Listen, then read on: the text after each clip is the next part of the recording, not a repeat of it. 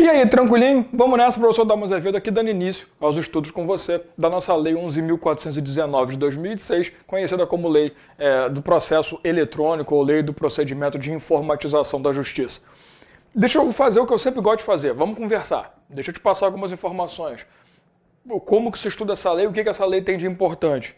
A Lei 11.419, apesar de ser antiga, 2006, obviamente ela demorou um pouco para começar a engrenar e aí até hoje ela ainda não está 100% sendo absorvida pelo nosso Poder Judiciário, até por ser uma legislação que modifica completamente o sistema do Poder Judiciário do nosso antigo para o atual sistema moderno. Porque a gente começa a trabalhar com a informatização, com a produção de documentação, processo, até mesmo realização de atos processuais através da internet, através do uso de sistemas específicos. Então é óbvio que isso é uma mudança extremamente abrupta. São 11 anos aí dessa lei produzida, mas é óbvio que isso ainda vai demorar um pouco porque tem muita coisa obscura em relação a essa transformação do nosso querido processo físico para o processo eletrônico. Isso não é o ponto que nos interessa, se está efetivamente funcionando ou não, se está no dia a dia ou não. Isso é uma coisa que, qual é a comarca que absorveu isso? Isso é uma coisa que não vai mudar a nossa vida. A gente precisa saber como que essa lei se aplica e como que ela pode ser cobrada na nossa prova. A questão é exatamente você pensar no seguinte. O cara que já é aquele concurseiro já de porradaria, ele pensa, legislação, como toda legislação específica, extravagante que nós temos, como o caso dessa lei, por exemplo, é pequenininha, 22 artigos, né, num resuminho bem babaca, e nem todos eles são importantes. Pô, é só ler, vai cair texto da lei. Sim, realmente, o cara que já conhece concurso, ele sabe que na maioria dos casos, essas leis menores caem em letra da lei, literalidade da lei. Porém, essa lei ele traz uma situação um pouco mais complexa. Porque sim, você tem que ter conhecimento da lei pura, né, da ideia da lei em si. Porém, não é difícil, não é complicado. A gente encontra algumas questões por aí, algumas do verbo várias, né, para poder confirmar o que eu estou te falando, que trazem casos concretos para você fazer uma análise. Então, assim, essa lei ela traz uma possibilidade muito grande para o examinador, que é estabelecer casos, situações fáticas, né, dentro da questão para que você aplique a legislação ali. Então a gente tem que ter esse certo cuidado. Eu não posso fazer com você o que a maioria do pessoal faz, que é pegar a lei, ler, explicar uma vírgula e acabou. A gente precisa entender também como que isso pode ser cobrado na prova. Então, apesar de toda a facilidade que uma legislação dessa nos traz, de novo, pelo fato de normalmente as questões cobrarem letra da lei, tem muita vírgula aí para a gente falar. Então a ideia durante essas aulas, essas partes dessa aula, né, nós vamos trabalhar tudo hoje, vamos matar tudo hoje, mas durante esse nosso trabalho, esses artigos que nós veremos, nós vamos observar o que pode ser o que pode ser efetivamente cobrado de você em relação à sua questão de prova. Uma coisa que é importante também falar para você é que nós não vamos trabalhar toda a lei. Eu não vou ficar lendo artigo 1º, 2º, 3º, 4º, 5º, 6º, 7º, todos os parágrafos.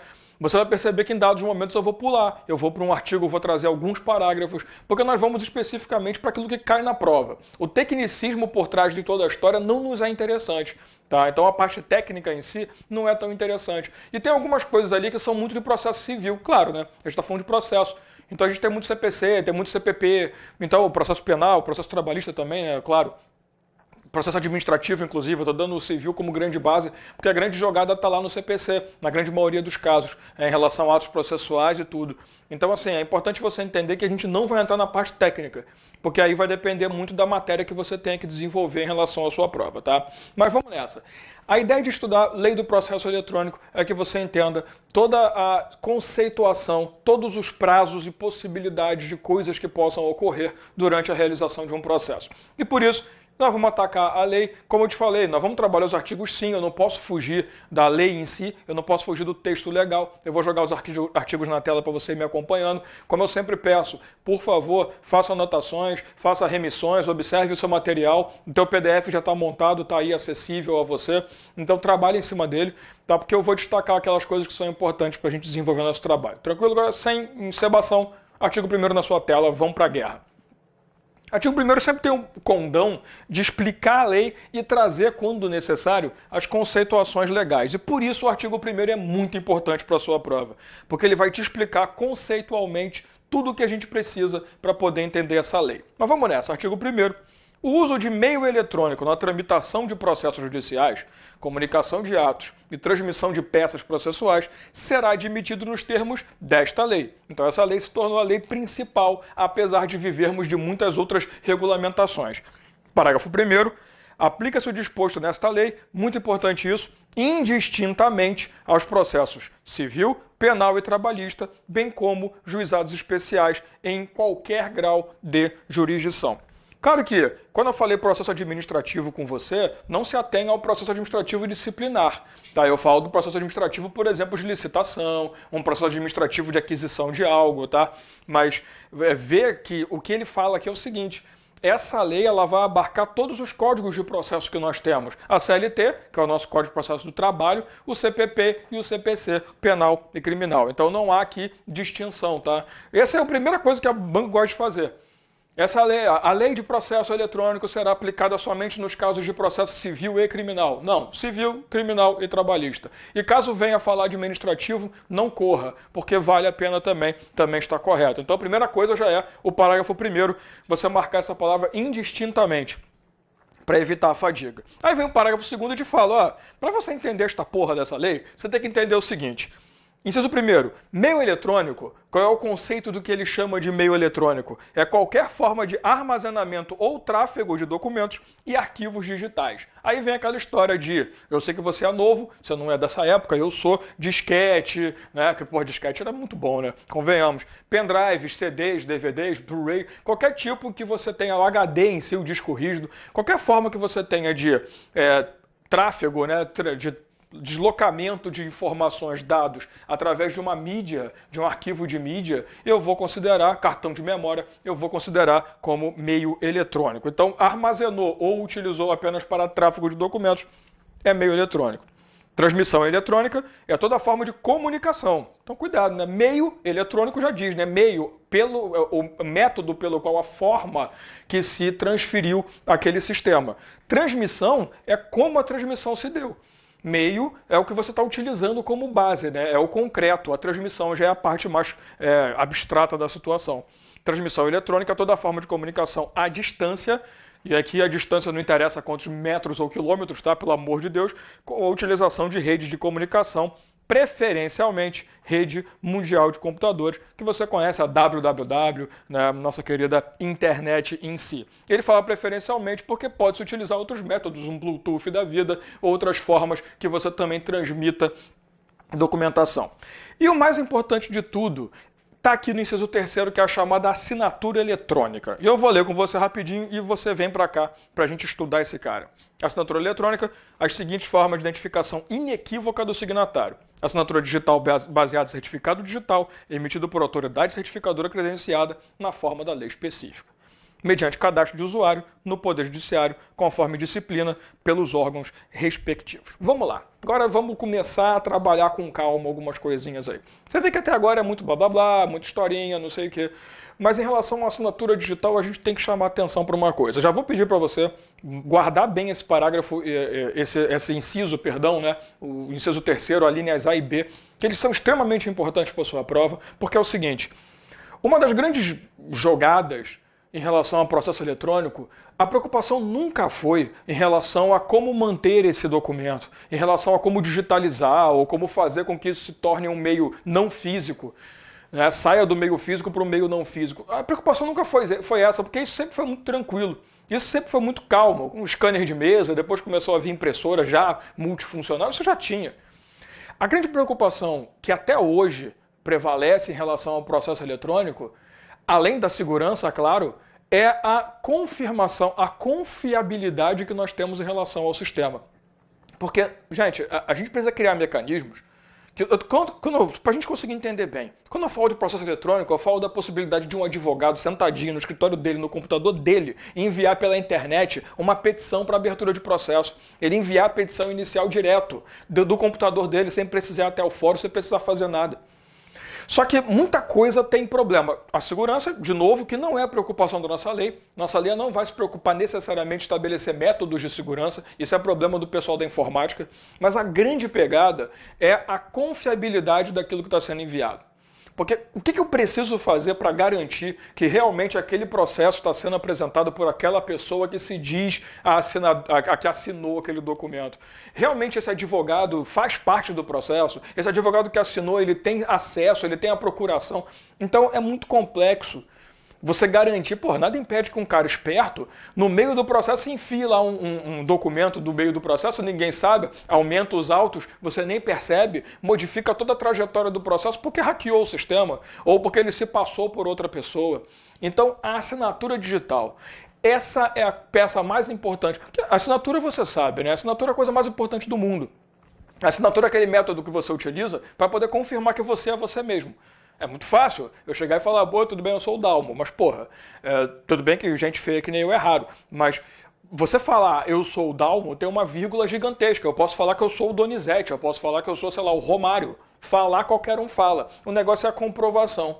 E essa comprovação normalmente é feita no visual e através da assinatura.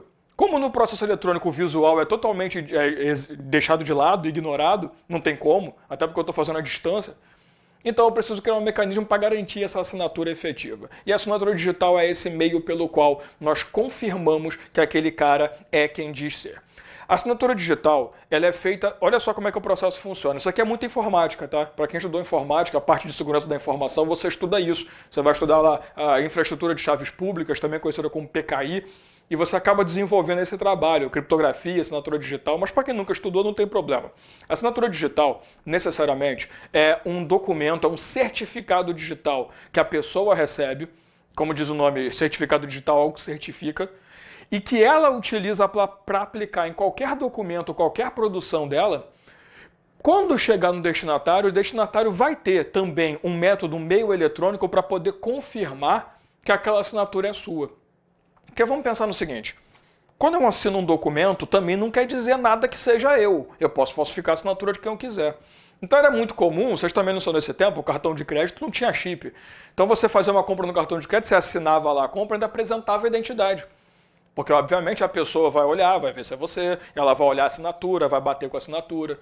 Se tiver alguma coisa errada, ela vai achar estranho, não vai permitir realizar o processo. Então é interessante que eu também não posso esquecer que eu preciso confirmar a assinatura. E a confirmação da assinatura se dá através desse certificado digital, que, sem entrar na parte técnica, pelo amor de Deus, quando você recebe esse certificado ele fica armazenado de um jeito que as outras partes que vão receber o seu certificado, eles tenham um algoritmo do lado deles que permita a confirmação. É como se fosse o documento lá que ele está olhando a sua assinatura. Então, quando você recebe esse certificado digital, que normalmente está num pendrive, aquele chamado token, né? A gente conhece como token. Você vai lá, bota um pendrivezinho, pega um arquivo, joga dentro do documento. Tem vários métodos, né? Hoje o pessoal que faz OAB, o pessoal que tem a carteirinha da OAB, já tem até chip na carteirinha, para poder servir exatamente como a assinatura digital, servir como uma forma de identificação. O destinatário, ele vai ter uma forma de bater esse certificado com as suas informações, para ter certeza que é você.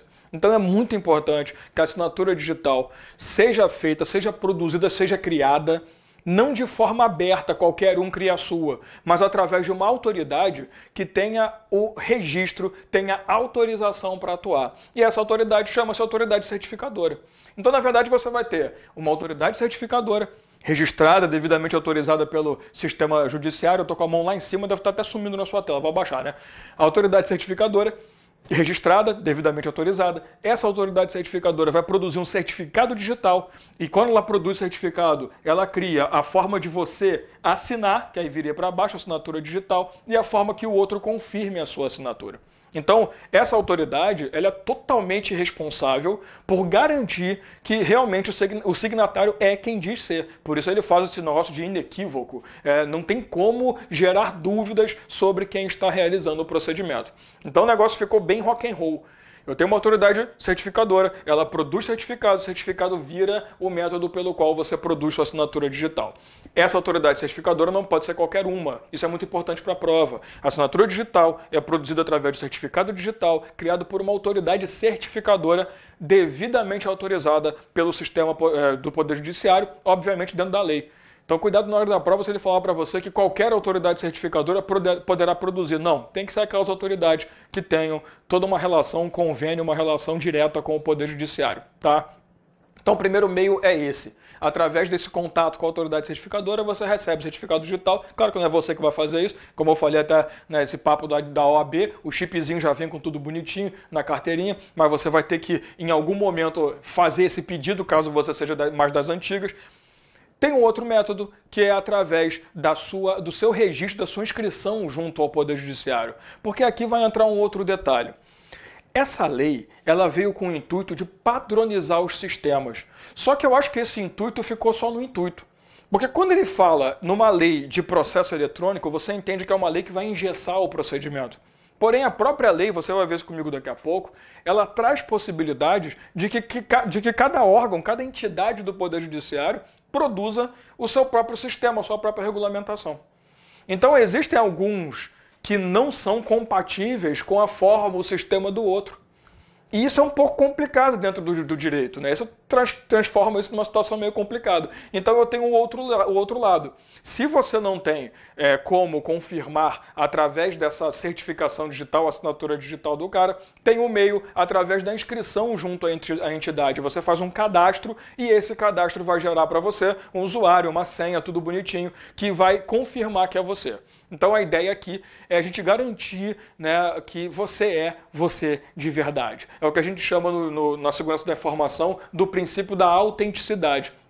Garantir que quem está fazendo aquilo é uma pessoa que é realmente a pessoa que diz ser, né? Então a ideia é essa, o princípio da autenticidade para poder gerar o tal do não repúdio, né? O cara também não poder negar que foi ele. Era muito comum lá no comecinho, quando essa lei começou a surgir, era comum o servidor canalha pegava o token lá de um juiz que ele tinha acesso, um assistente, alguma coisa assim, e já lançava até uma decisão.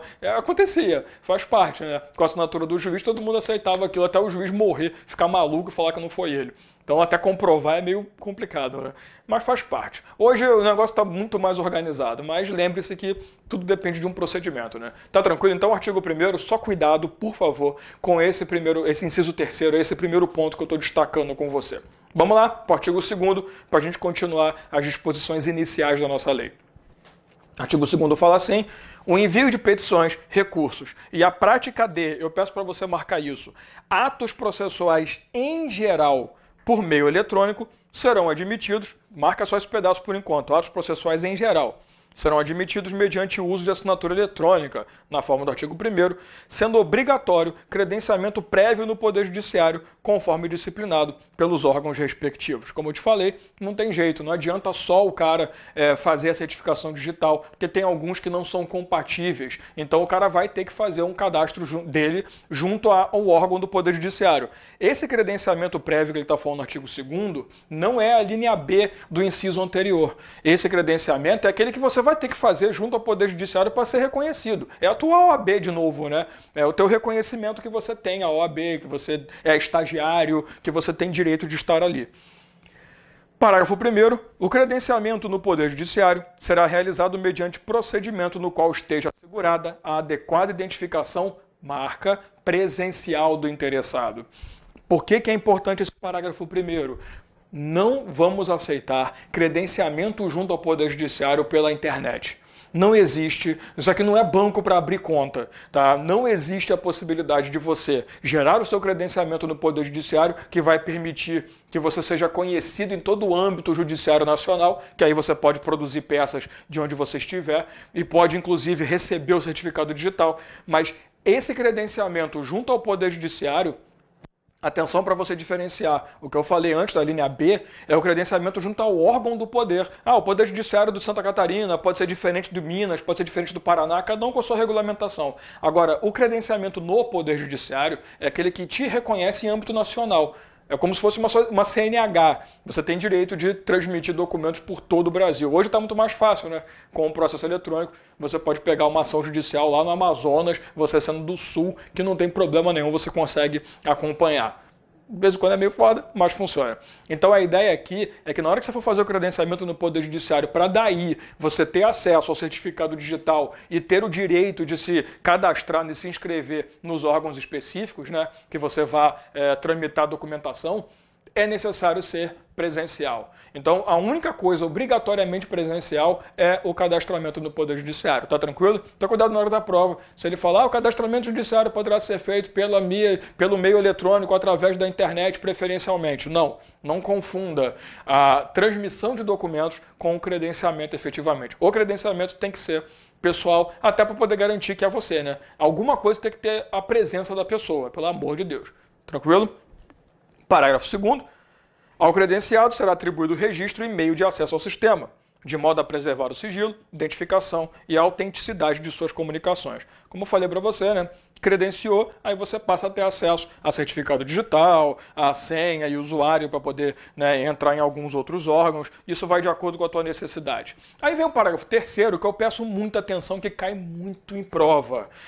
Marca ele todo. Os órgãos do Poder Judiciário, destaca principalmente essa palavra, poderão criar um cadastro único para credenciamento previsto neste artigo. Pelo amor de Deus. Esse parágrafo cai muito, então cuidado com ele. Porque olha só, a ideia é, veio a lei, ela vai estipular a necessidade que algo seja feito. Tá, tudo bem, só que você vai ver que em vários momentos a lei utiliza poderá. Ela não vem como obrigação. Porque você pensa assim, porra, Dalmo, os sistemas obviamente são integrados, né? Pior que não. Infelizmente, claro que hoje em dia já está muito melhor, eu repito, mas 2012, 2013, 2014, não tem muito tempo isso, era muito comum você pegar o sistema do STF e ele ser incompatível com o sistema que o Tribunal de Justiça do Rio de Janeiro, por exemplo, oferecia. O sistema que o TJ de Roraima, o Roraima, que até hoje ninguém me explicou bem como é que se define, né, com todo respeito ao pessoal daí, como é que funciona, não era compatível. Então é interessante que você pode pensar assim, porra, mas se o cadastro é um só, eu não preciso ficar indo no órgão para fazer credenciamento para ter usuário e senha. Exatamente porque o cadastro não é um só. Guarda no coração, não existe nenhuma obrigação de que exista um sistema centralizado de cadastros. Então é muito importante isso que eu te falei. A única coisa que é centralizada, que é única, é o credenciamento para ter acesso ao processo judicial eletrônico. Agora, para você ter acesso ao sistema daquele órgão específico que não seja compatível com o que você utiliza com a sua assinatura digital, tu vai ter que fazer o cadastro ali. Só que é interessante que o parágrafo 3º traz a possibilidade. Olha, os órgãos poderão criar um cadastro único. Aí depende da boa vontade. Claro que isso está acabando, né? Essa incompatibilidade entre sistemas está começando a diminuir bastante, mas ainda existe, né? Ainda tem muito, só usa Windows, quem tem Linux ou Mac né, completamente. Então isso não é problema nosso. A prática não interessa pra gente, só estou te contando para você entender. Mas o parágrafo 3º não cria obrigação. Então cuidado na hora da prova, que já aconteceu também muito, esse parágrafo cai muito, como eu te falei, de colocar lá, o cadastro único é obrigatório dentro dos órgãos do Poder Judiciário. A partir do credenciamento, a assinatura digital será aceita em todos os órgãos por conta do cadastro. Não, o cadastro único é uma possibilidade, não é uma obrigação, nem uma realidade efetiva. Então cuidado pra caramba com esse parágrafo. Continua lendo comigo aí. Artigo 3º, que eu considero um dos mais importantes para você conseguir trabalhar bem para a sua prova, que ele vai trazer umas regrinhas que também são extremamente cobradas em prova. Consideram-se realizados atos processuais por meio eletrônico no dia e hora do seu envio ao sistema do Poder Judiciário, do que deverá ser fornecido protocolo eletrônico. Marca, por favor, desse artigo a palavra realizados, né? Marque isso e marque dia e hora do seu envio ao sistema do Poder Judiciário. Vem para cá. Dalmo, lá no artigo 2º você pediu para eu marcar atos processuais em geral, mas não me explicou. Por que você pediu isso? Porque a ideia da lei do processo eletrônico é transformar tudo em eletrônico mesmo. Então quando ele fala atos processuais em geral, entenda tudo, intimação, notificação, remessa de documentos, né, de um órgão para outro, de uma comarca para outra, tudo. Alegações finais do advogado, ele pode fazer eletronicamente, né, se estiver, obviamente, preparado para isso, através de uma videoconferência, sei lá, gravação de testemunho, tudo. Carta precatória pelo sistema eletrônico.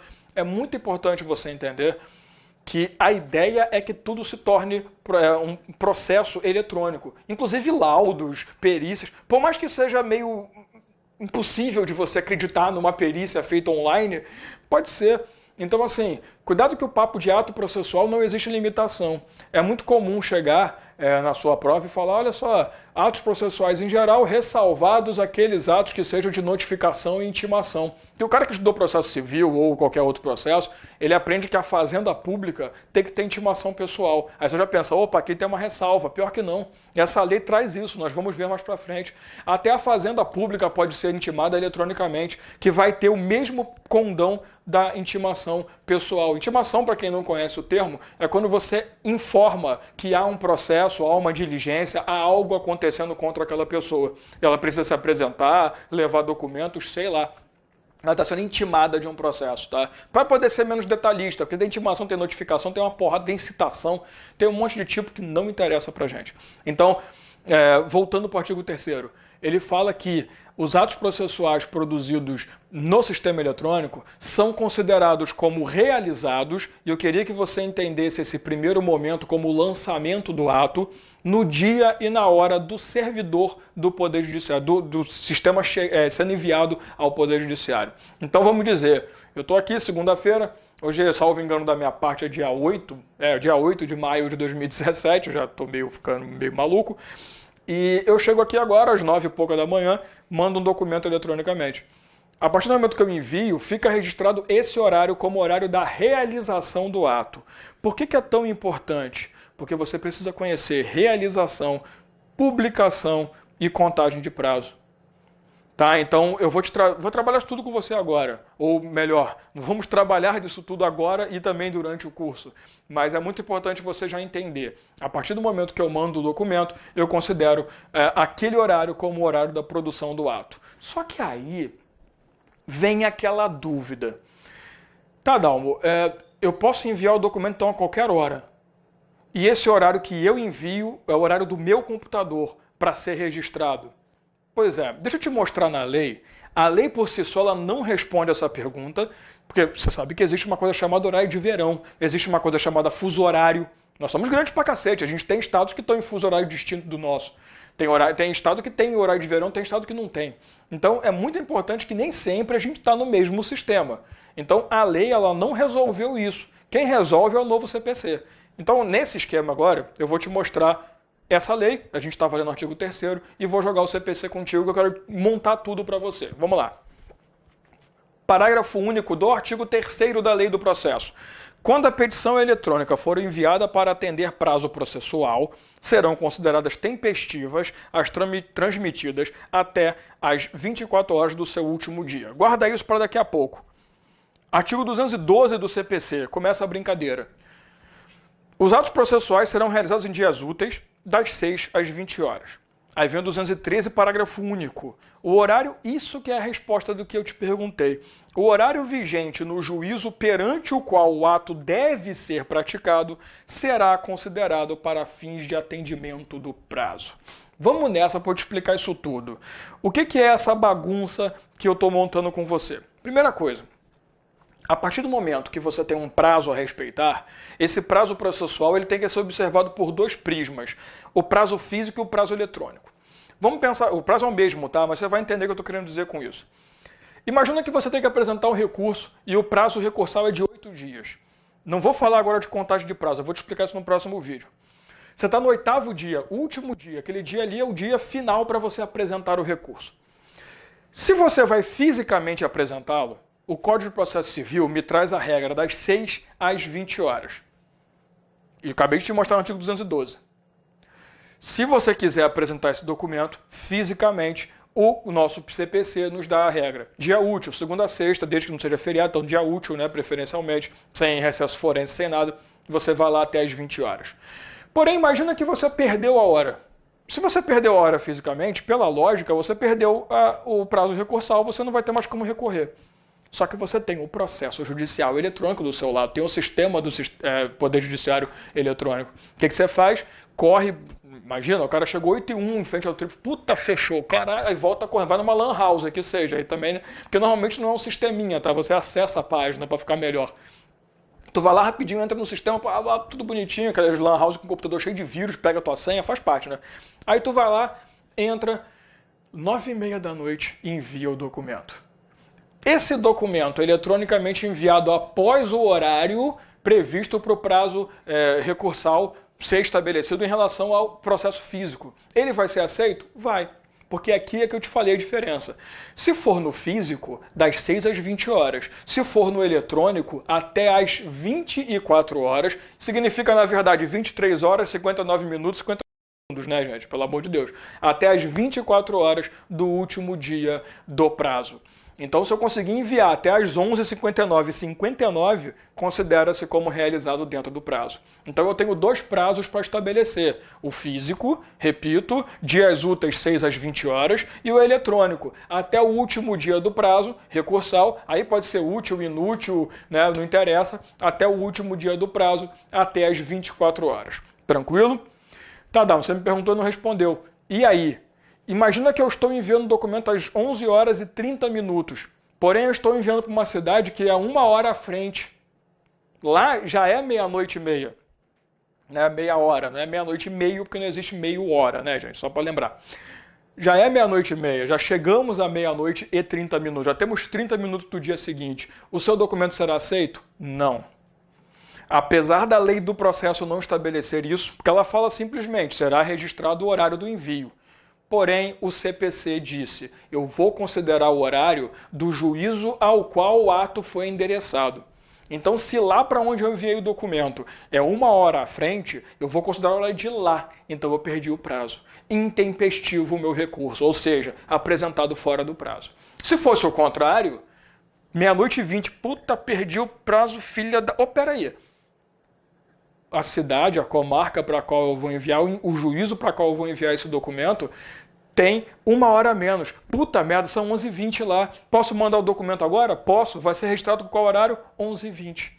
Tá tranquilo? Então isso aqui é muito importante, tá? Também temos que considerar fuso horário, horário de verão e possibilidade de nos ferrar nessa história. Então, vamos resumir esse artigo 3º que é muito importante.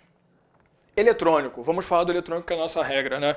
Eu posso enviar o documento eletrônico qualquer dia, qualquer hora, qualquer momento, estou livre, de qualquer lugar do mundo, inclusive. Eu posso estar na França lá, eu posso estar na Alemanha, eu posso estar no inferno, em Cuba, né? Que é a mesma coisa. Eu posso estar em qualquer lugar mandando esse documento.